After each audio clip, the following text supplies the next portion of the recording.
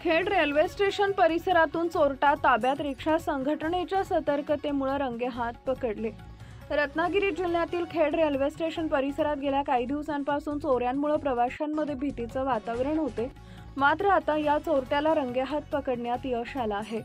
Khed railway station रिक्षा संघटनेच्या सदस्यांनी पुढाकार घेऊन या चोरट्याला पकडून पोलिसांच्या ताब्यात दिलाय.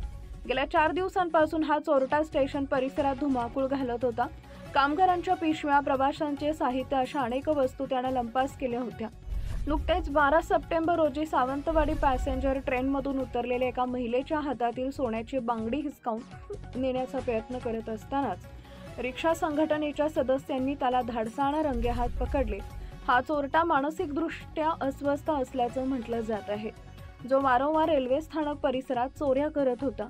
रात्री प्लॅटफॉर्मवर झोपलेल्या प्रवाशांच्या आणि कामगारांच्या सामानावर तो डोळा ठेवत असे.